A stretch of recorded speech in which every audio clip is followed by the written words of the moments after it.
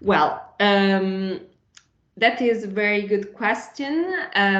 I think in society, I would like to disseminate the results more widely and extensively, collaborating, for example, with editorial presses for students and manuals of literature for high school students.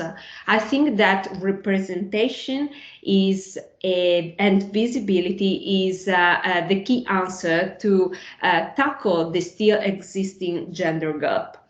It seems very obvious, but if one sees herself represented in textbooks, for example, is likely to take a much more ambitious career and self-confidence. In my childhood, I clearly remember how my sex was absolutely underrepresented in textbooks as well as in public spaces. I also would like to tackle gender gap from an historical perspective, studying the historical roots of the development of hate speech against women. And how hate speech, so misogyny, have different and differently articulation and manifestations, and how hate speech continues to permeate society and culture today as yesterday, in repetitive but increasingly refined forms and patterns. I hope that the work done in the context of my thesis will help to raise awareness about the objectification and get credibility about this by using a scientific approach. Lots of things. I wish and I hope that in the next few years, this research field will have more credibility and more legitimacy.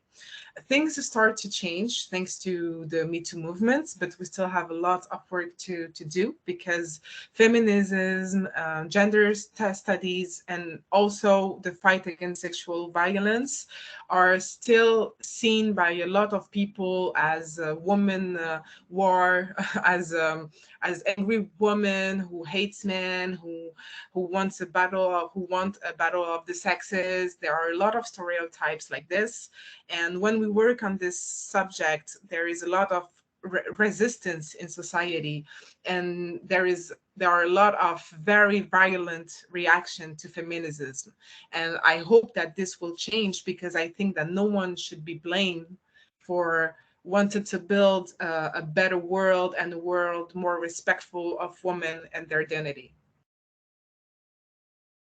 Yeah, that's a very good question. I think 5 years is not that long. So I would love to live within a society with less stereotypes. It shouldn't be that important if I'm female or not, if I'm white or not.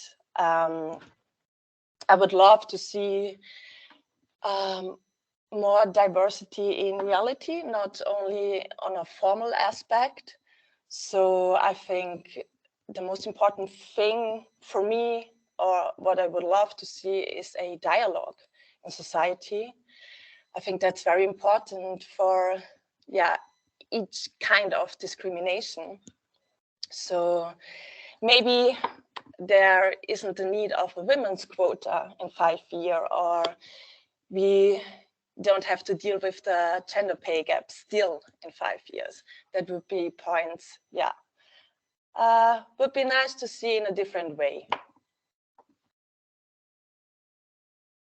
That's a very complicated question, but yeah, I believe that I would like to have a positive impact on our society by make it more sensitive and prone somehow to recognizing how the demands coming from the most marginalized group in our societies are not minoritarian issues. On the contrary, they represent the core of our democracies. And yeah, on the other hand, I would also like to see a change in my own field, so in academia, in research.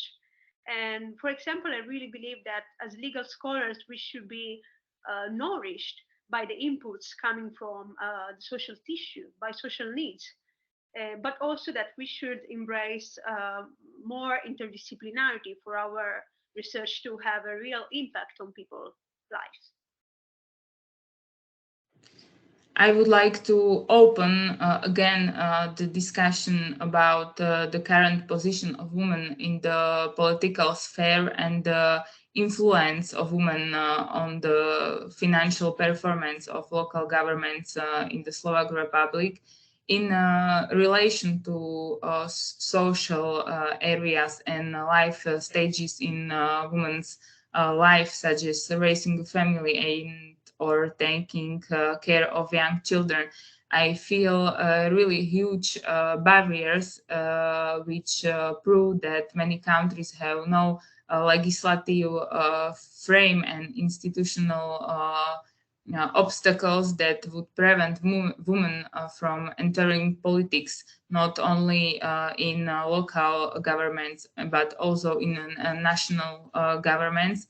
But still, there are social and cultural barriers that should not be ignored.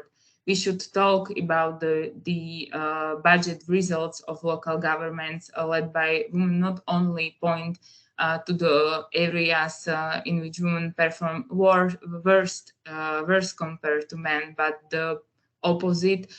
We should point to the areas, to those in which women excel. In the condition of Slovak Republic, very few scientists deal with the topic of gender equality in local governments in connection with the results of management in local municipalities. On the contrary, the attractiveness and the topicality of this topic is really high, not only here, but also around the world. Which should increase the interest in scientific coverage of this topic, which unfortunately, from my point of view, is still not happening. Well, I would like to change so much, but as said, so making the changes that takes time, and at the societal level and at the individual level, the things that we do are well, somehow might be even different types of actions we do or things that are needed.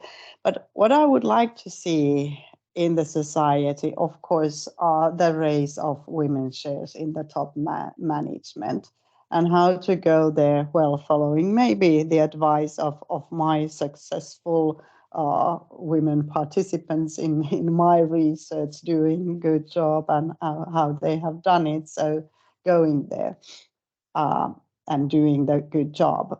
Also, I would like to have some erosion of gender talk at work. So as we know that gender is not a competence, and it had nothing to do with skills nor with aspirations or competence. And especially as the binary gender thinking is becoming a little bit old-fashioned, I think it's very important to keep in mind at work that, well, it is enough to be who you are, of course, being the best version of yourself so that people trust you and want to work with you. But anyway, so that people would, well, talk and put the gender matters in where they belong to. And of course, I'm not saying that we should, well, abandon the gender talk and the gender research altogether. Of course not. We need that, and we need to monitor the progress and at the societal level and by research and so on. But in everyday life, it might be easier that gender is not emphasized that much when we talk about actually something else, the competence and skills and achievements and so on when it comes to the executive women. And I think also something that I would hope that we would quit using the word courage when it comes to women leaders, because there's nothing to be afraid of. the word courage includes the kind of the connotation of fear in it. And what is there to be afraid of in work? So it's only work. And nobody actually talks about courage when men are applying to positions. So to change that, and I actually see it so that if we don't need the word courage in the language when we talk about women in leadership, it will signal the true gender equality. So I would like to see that happening soon.